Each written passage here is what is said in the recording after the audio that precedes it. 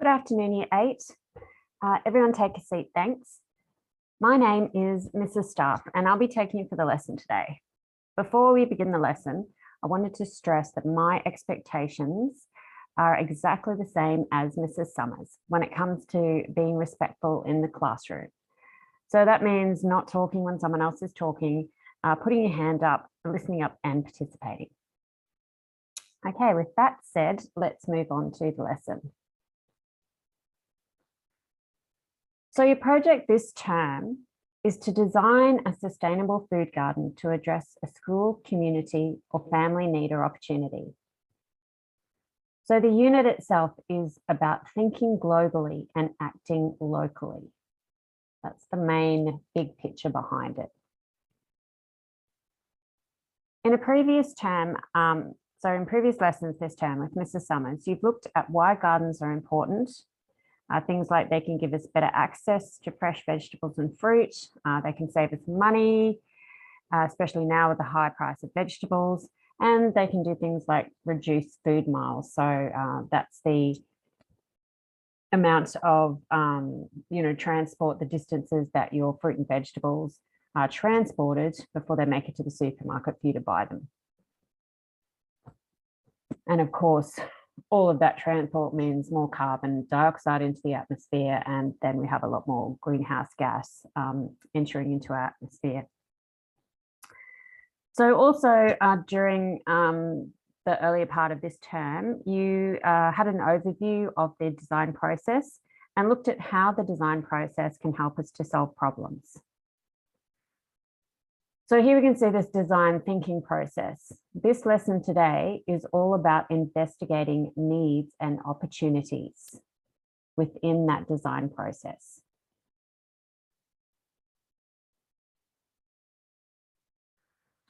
Okay, so if everyone can get out your books and pens, if you haven't already, and write down where it's underlined in the PowerPoint slide. So that is the topic of today's lesson. Investigating needs and opportunities for my sustainable food garden design. And the date is the 25th of the 7th, 2022. I'll give everyone a minute just to get their books out and write that down. So the success criteria for this lesson is I will be successful when I have determined who I am designing my food garden for. That is my community, so the school, the wider community or your family. And when I've investigated and evaluated the food produce needs and opportunities of my community by conducting a survey. All right, so this lesson is all about that investigation. So before you start designing your sustainable garden, you're going to have to answer some questions. The first one of these is, who am I designing my fresh produce garden for? So that's essentially the starting point.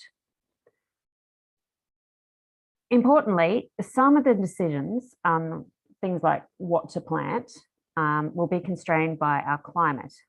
That is what it is possible to grow in tropical far north Queensland. And we're going to cover this as the term moves on. Another constraint is the design task requirement to include elements that ensure your garden is sustainable. So that's things like, as you've talked about in some lessons already, composting, mulching to save water, crop rotation plan to maintain soil health. But one of the main factors that's going to determine what we grow and also what other elements that we put into our garden is who we are designing our garden for. So when we design something, we need to look closely at who that group of people are and what they need and want. Otherwise, we could miss the mark and then our design won't be successful. So that might mean that we might grow a whole heap of things that actually nobody wants to eat, and so they go to waste. We might grow too much of one thing and it's something that can't be preserved in a jam or a pickle or something like that, and again goes to waste. Or it may be that we design a garden that nobody wants to use or participate in, and so we just end up with a whole heap of weeds and nothing actually productive out of it. So looking at what the needs and opportunities of the group that you choose is really important. So the first one here, who am I designing the garden for? Who is my community? So in the design task, which is written out here again, it basically gives you your parameters. So again, that's your design constraints. And your design task tells you that you need to design a sustainable food garden to address a school, community, or family need or opportunity. So you need to look at whether you're going to design it for the school, or a group within the school, the wider community, or your family. So say, for example, you decide, right, I'm going to design my garden for the school. You might want to narrow that down a little bit more. So again, we need to think about who or what groups, what areas of school already use food, like fresh fruit and vegetables. And maybe there's some areas of the school or some departments that might want to use fresh food or vegetables if they had the opportunity, or they might want to participate in a garden and growing things. So let's have a little think about like who in the school already uses fresh fruit and vegetables. Any ideas? Think about our class is, yep, exactly, hospitality. So the hospitality department. And this term, because we're growing some vegetables, the practical cookery lessons that you do, you're going to be, and you already have done, used a range of vegetables in the things that we're cooking this term. Where else in the school? Not necessarily, just some part of the school where there's food, maybe an opportunity to buy food that they might use some fresh produce. The tuck shop, exactly. So maybe the tuck shop would use more fresh fruit and vegetables if they were cheap and they had an easy access to them. But, we would need to find out what those fruit and vegetables are. And if they had access to more, would they use more fruit and vegetables, and what would they be? And then perhaps also you might find out that a lot of the students, or not even a lot, but a portion of the students in the school would like to be a part of a garden. So they might want to join a garden club, and that is how people could participate. So you might need to, think about opening up to other students in the school. Perhaps the diverse learning centre students, perhaps there is a way that they could benefit from a garden in the school. So these are all ideas that you can think about just within that school community alone. Then we've got the wider community. So, that's everyone outside the school, but people that you're connected with. So it might be, for example, you might decide to design a garden for the primary school to help educate young children. You might decide to design a food garden for the elderly in aged care. Perhaps you have a grandparent in aged care that used to love gardening and now they don't have access to it. So you think, oh, well, that would be a really nice idea. And perhaps they could use more fresh fruit and vegetables as well. And same with the school. There's a big focus on nutrition and consuming a lot more fruit and vegetables. And then the last one is your family. So you might just decide, hey, I would really love to start a garden in my backyard. And so you're going to design it for that. Or maybe you don't even have a lot of room, but you still want to have a bit of a garden. So you're going to design a garden around pots or a vertical wall, or perhaps you want to do hydroponics. So as you can see, who you're designing your garden for has a big impact on things like what you're going to grow, what style of food garden you might have, and also just what elements are going to go in that garden.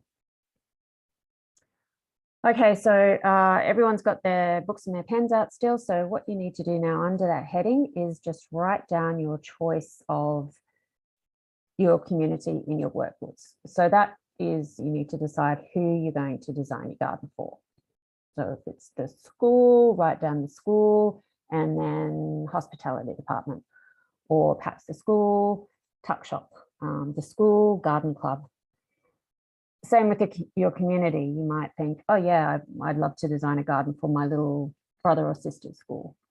So just take a few minutes and decide what that's going to be and write it down, because this is an essential part of your assessment. So we're just working towards being able to complete that assessment when the time comes. Okay, if everyone's got that. So as we've just said, who you are designing for will help determine what you will grow. Again, we are constrained by the climate up here. So there's some things that we just can't grow. Can anyone think of something that would be, is grown down south in those colder climates, but we just, it's not cold enough up here. It's too wet perhaps to grow those sorts of things. Yeah, there would be things like stone fruits. It's just too warm up here. Apparently stone fruits, where I grew up, actually my grandparents owned a stone fruit orchard, and it needs a frost to set the fruit. So clearly we don't get any frost on the tropical North Queensland coast. They do very occasionally up in the tablelands, but that means that, we can't grow peaches and apricots and nectarines and that sort of thing.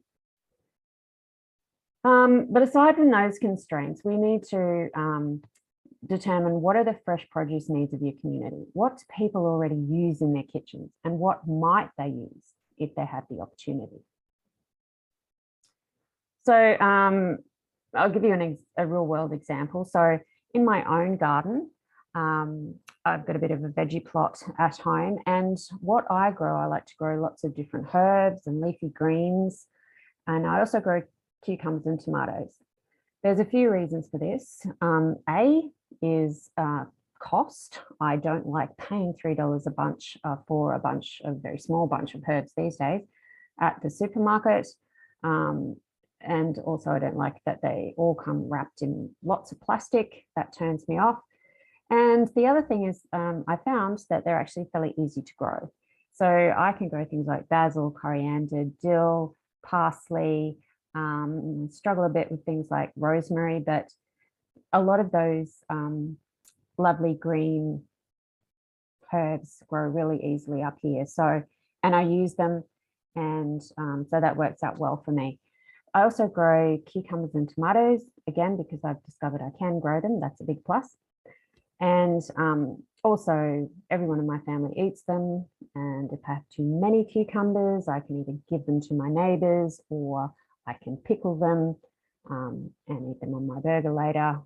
And things like tomatoes, again, I can give them to the neighbors, or I can cook them up into like a pasta sauce or something and freeze them. So those things work for me, but they might not work for everyone. So you have to think about what's going to work for the people that you're growing the garden for. Does anyone else already have a garden and they already grow some things? You think about why you grow those. Are they things that you really like to eat? Are they things that you find you can grow easily? Are there things that you find that if you get too many, you can preserve in one way or another? Yeah. And also, there might be things that you really don't want to grow because no one in your family is going to eat it. So, these are all considerations. Now, the other thing with your choice of community for your garden is that it will help you determine what other elements you will include in your garden. So what other opportunities might the garden provide for my community? So these could be going a little bit away from the actual fresh produce that you're going to grow, but community gardens can have social elements to them where they can bring people together. They can help increase people's sense of well-being, and they can also provide good exercise. Then there's ethical factors.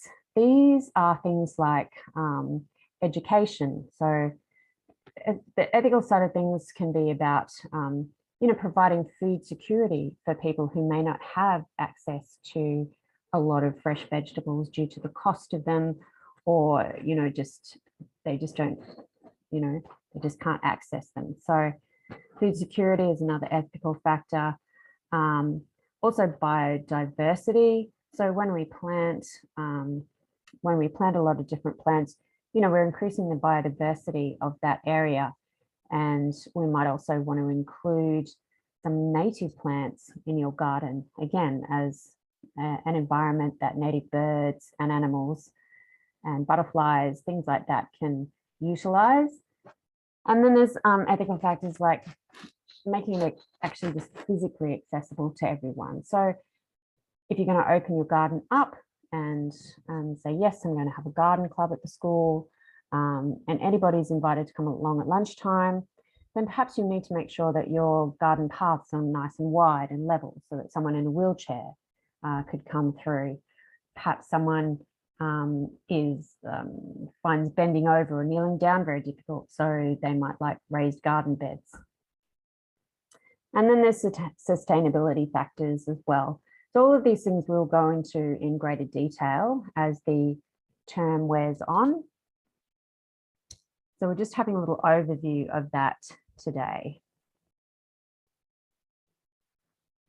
All right, so back to the central theme of today's lesson, investigating needs and opportunities of your community group.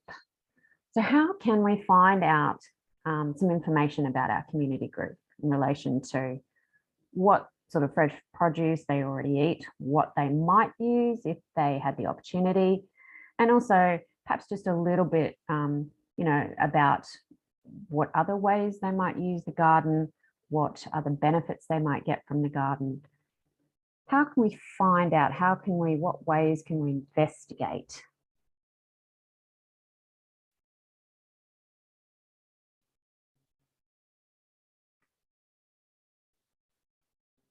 Yep. So yeah, exactly. We can ask some questions. We could conduct an interview. That's an excellent one. We can observe people. Yep, exactly. We can do some research. So you go onto Google, or you might just, you know, see what different groups have already done in the past. And the last one is we could conduct a survey. So we could sort of do a bit of a formal survey of your group as well. So let's just go through these again. Yes, so interviewing people in your community, where you might sit down, go home to your family, say, hey, you know, what do we usually buy at the supermarket? Would it be better if we could grow it at home? What would you buy, you know, if you could, but maybe it's too expensive or you can't get access to it? So we could ask a few interview questions. All right, do some research. So you can just go onto Google and find out a little bit of information. So we could look up what are Australia's 3 most popular vegetables. At least that gives us a clue as to what the majority of people eat, what the majority of people might get out of a garden. Does anyone want to take a guess at what Australia's 3 most popular vegetables are? Yep, all right, there's some good guesses. We'll find out in a second because I have it on the next slide. Okay, or we might want to find out, do Australians prefer to buy sustainably grown produce? You know, we go to all this effort to build a sustainable garden, which, you know, ultimately with our Think Globally, Act Locally theme behind this unit is what we want to do.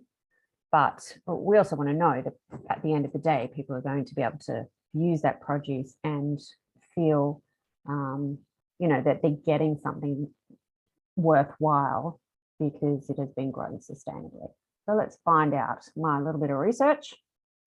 All right, Australia's 3 most popular vegetables. Number 1 is the carrot. Number 2, potatoes, and number 3, tomatoes. Yeah, a few of you had that right. Exactly.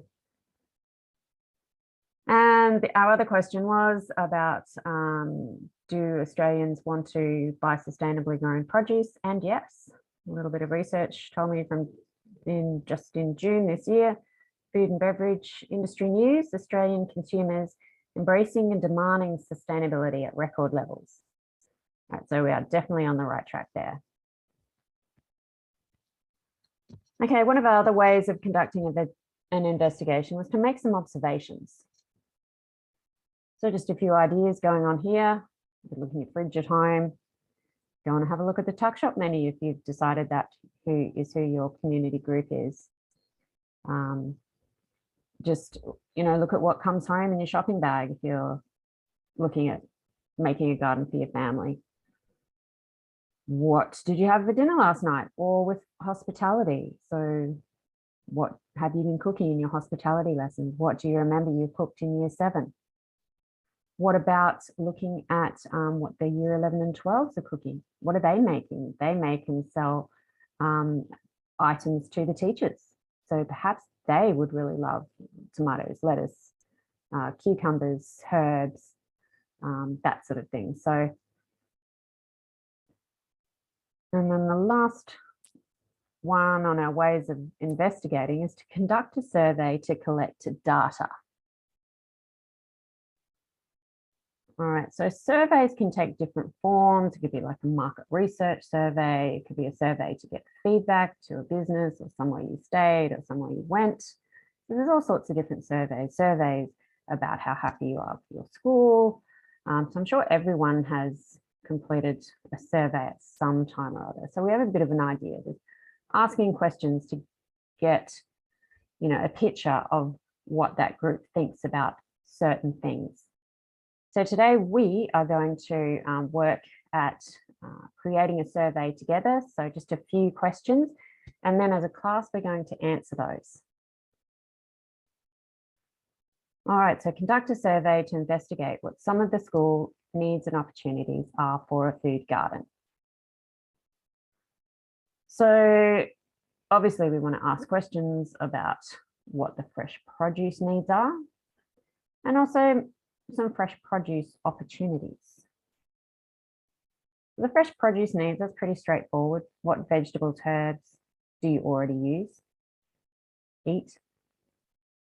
And then this one is a little bit broader. What would you use if they were readily available? So there's a few pictures here that can give us some clues about what other sorts of ways or other sorts of produce that people can gain from a working fresh produce garden. So keep those in mind when we come to creating that question. Okay, so just before we start, I'm handing out the survey worksheets. So everyone will get one of those. There's a front and a back. And together we're going to come up with these questions. I've started developing them so you get an idea of the information that we want to get. And then once we've finished the question as a group, individually, you will answer the question.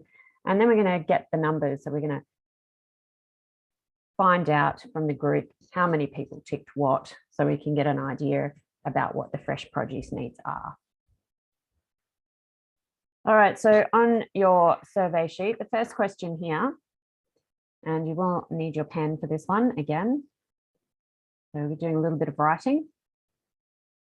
So looking at question 1, what vegetables do you cook most often during the week?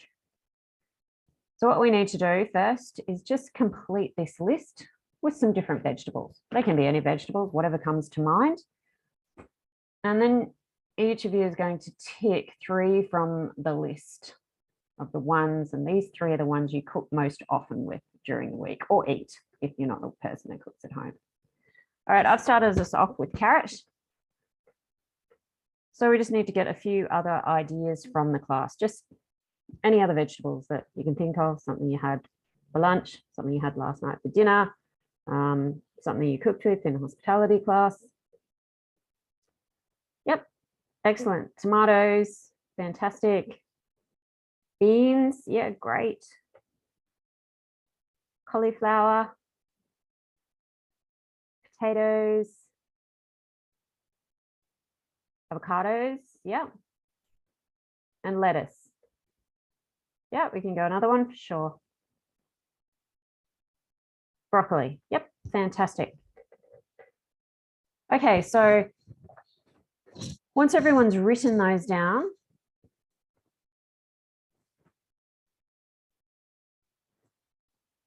You need to go and just tick 3 of those. It says in the column, your answer, tick.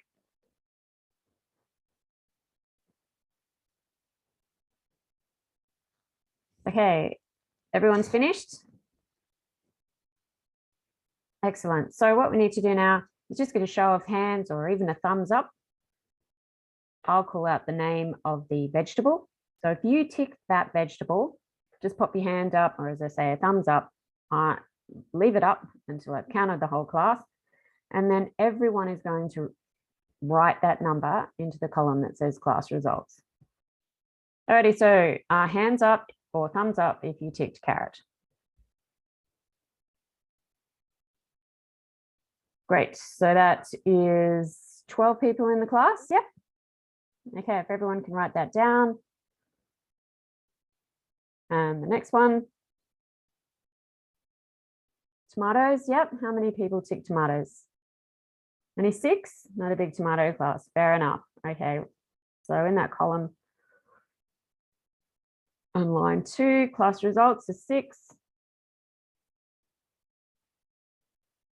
Next one was potatoes. Yeah, pretty much everyone. Everyone ticked potatoes, 18.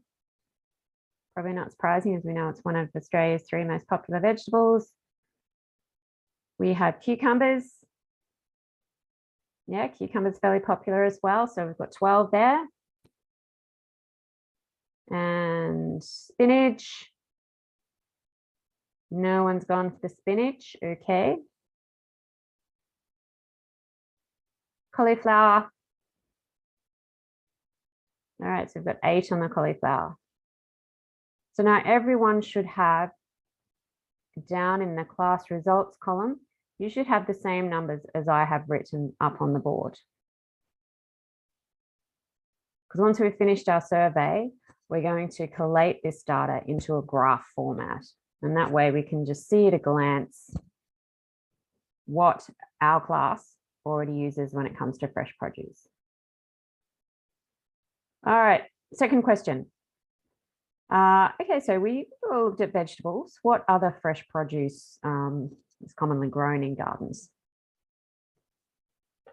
Fruit, exactly. So which fruit, just fill in on the dotted line there, which fruit do you eat most often during the week? And then again, we need to come up with half a dozen different kinds of fruit. Watermelon, pineapple, passion fruit, bananas, apples, oranges. Okay, if everyone can write that down. And then tick which 3 you would eat most often during the week.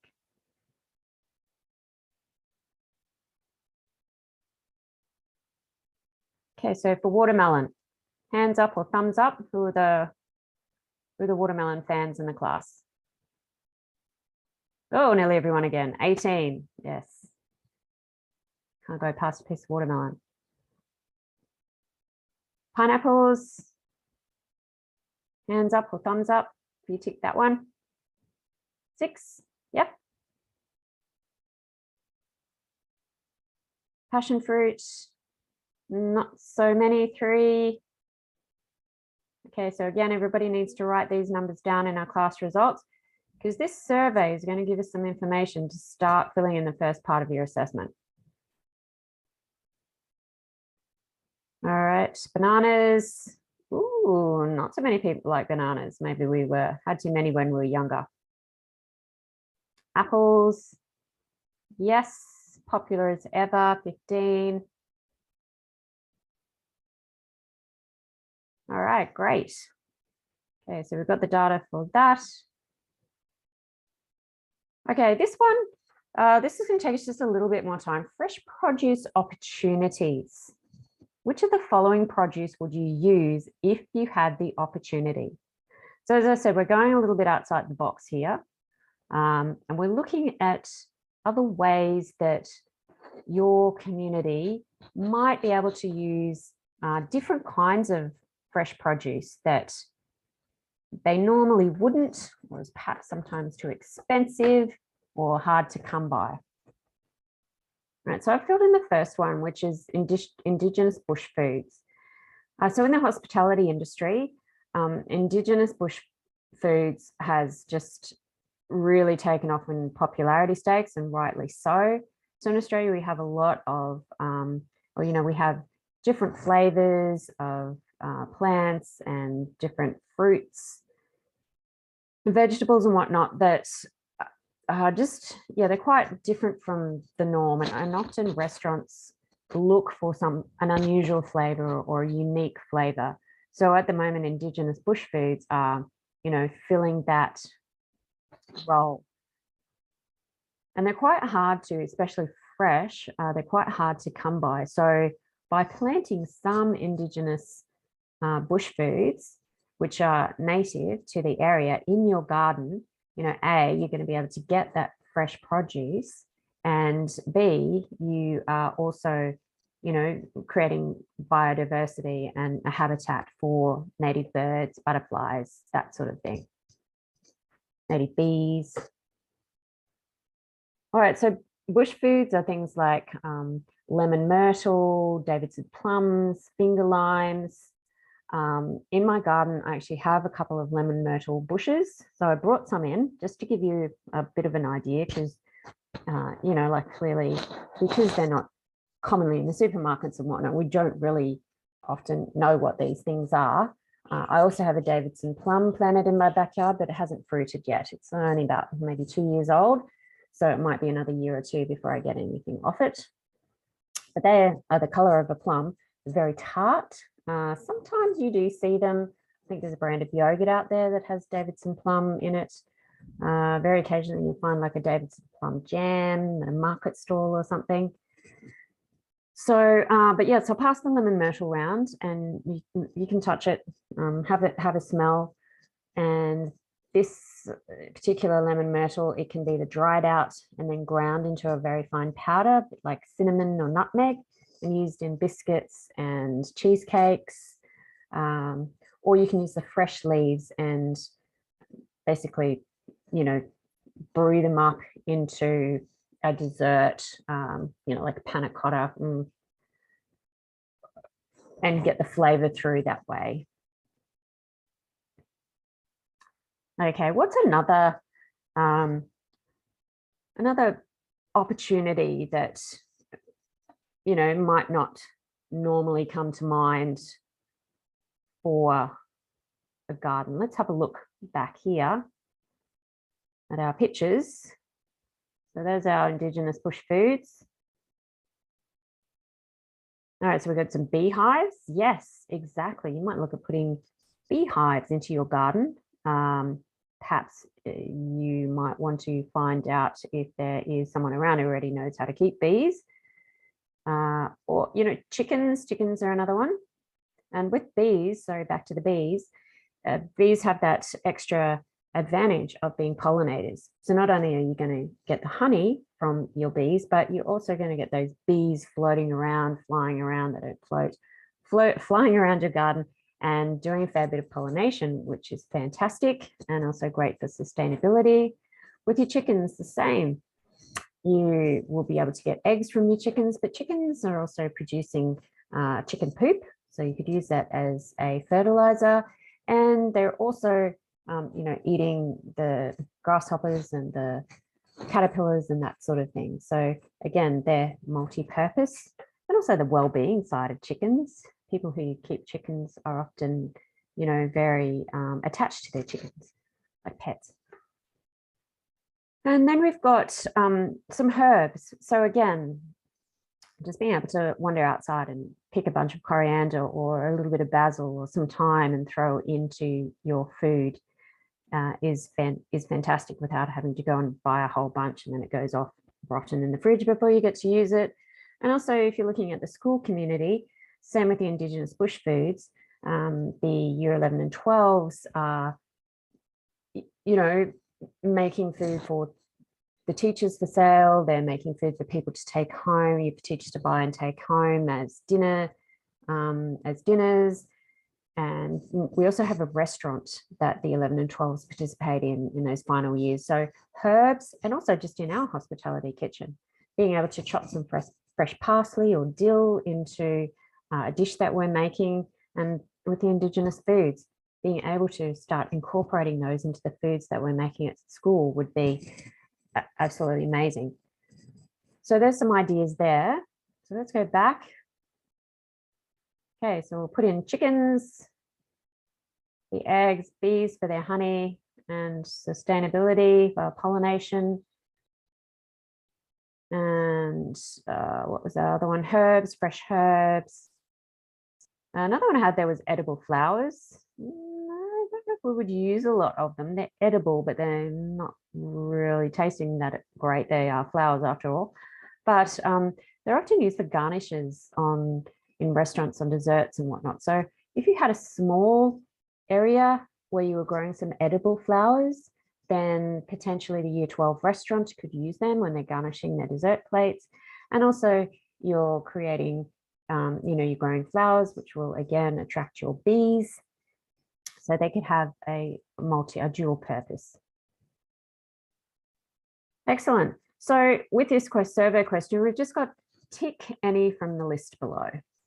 So if you think there's any of these things that you might be interested in using and incorporating in your garden, then give it a tick.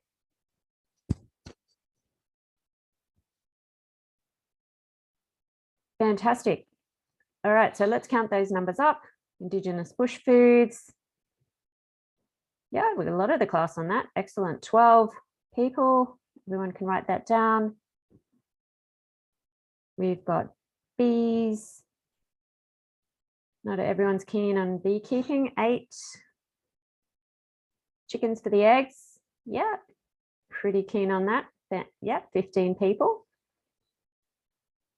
Growing some fresh herbs. So. All right, got 9 people for that one. Okay, excellent. Okay, our last question is a quick one on sustainability. And this is worded a little bit differently. So this is one of those ones, that's on a scale. So how important is it to you that your produce is grown sustainably? For example, composting, reducing packaging, using less pesticides, using less water, and maintaining soil health. So they're the sort of, some of the sustainability measures we can look at. So if everyone could just answer, do they feel sustainability is very important in their garden? Think about your design task criteria. Somewhat important, neutral, not important at all. And if you don't know what sustainability is, then please tick that one. Okay, let's do a quick roundup of results there. Yep, so great. Pretty much everyone has gone for very important, loving it. Okay, the last question is just one that I wanted you to think about. What is a good question for your group, your community? So you might want to think back to our talk about those different factors. So you might be asking your community, how important is it to you that everyone can have equitable, like physically access the garden? Or how is it important is to you that you participate in the garden and that you have that opportunity to gain those benefits, like a sense of well-being and exercise. So you might say, how important to you is that you can participate in the garden? That would be a great one.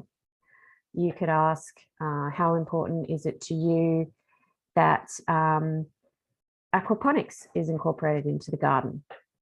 That's something that you've been talking about with Mrs. Summers. You might ask, how important is it to you that you might want to single out something from the question we had about opportunities. How important is it to you that Indigenous bush foods are incorporated into the garden?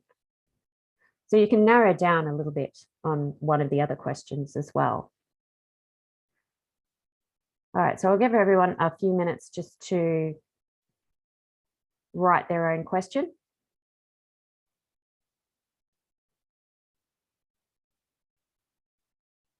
Okay, now we'll move on to getting our data. There are numbers that we came up with and we're going to make a very simple column graph. So I'm going to show you how to do it for question 1, and I'm going to hand out some graph paper, and I have plenty of spare rulers in case you've left yours at home. And I've also got some extra pens, and then you will do pretty much a copy, or you will model your graph on this one that I'm going to demonstrate to you now, except you will look at question 2, which were the fruits. So I've just done a quick setup. I've got my y-axis here on the side. So that's going to be the student numbers, the numbers of people that ticked one of, each of those kinds of vegetables. And down here at the bottom on my horizontal x-axis, I'm going to have my types of vegetables. So if someone, I just need a volunteer to read out the type of vegetable and the numbers that we came up with for the class. Yeah, our first one was carrots. And how many students ticked carrots? 14. Okay, so each of these grid blocks, I'm going to assign 2. So basically 1 block is 2 students, 2, 4, 6, 8, 10, 12, 14.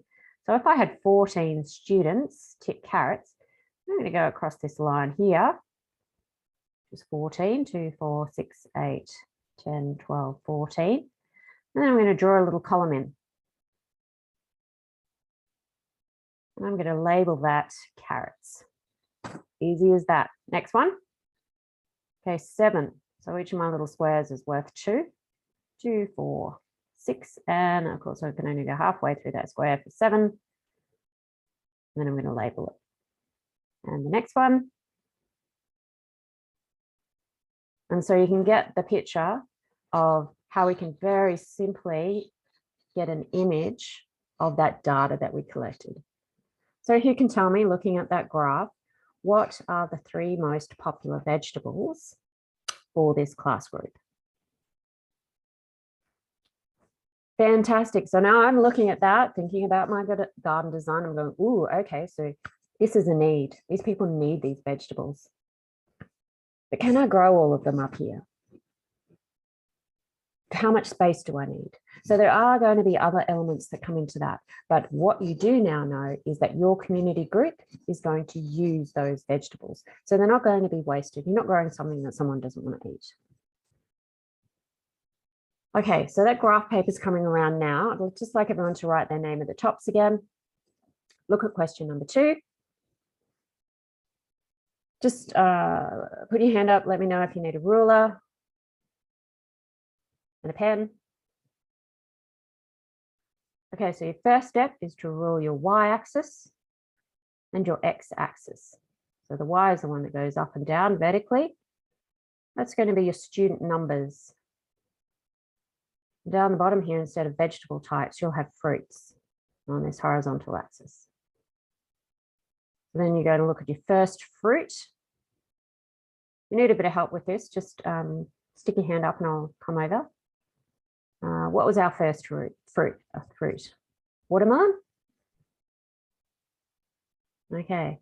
So if you have a large enough piece of graph paper, you don't need to have each of the squares in the graph paper representing 2 students. You can just have each square representing 1 student.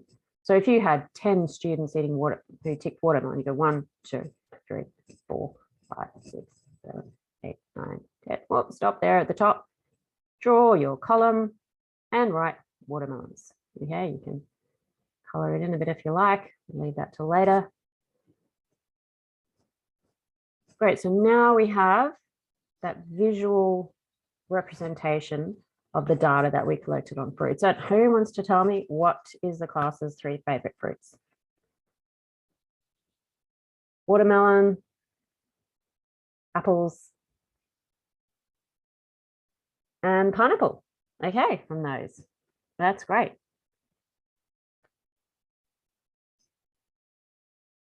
Okay, so here's just a another little example of what you can do using a bit of the PowerPoint program. I simply go insert, and then I've got charts. So perhaps in a maths class at some point, if you haven't already, you'll be using some sort of software to produce a graph as well. Okay, well, excellent work today, everyone. So what we've done today is going to apply directly to the first part of your assessment task, which is surrounding that investigate needs and opportunities for your chosen community group. So that's what we've done today. I am going to put your surveys and your graphs with the assessment papers. So when they're handed out next week or the week after, and we actually begin filling in those assessment papers, you'll already have that information there. And we'll just be able to pop that straight from here into there. And, you know, that's done. Fantastic.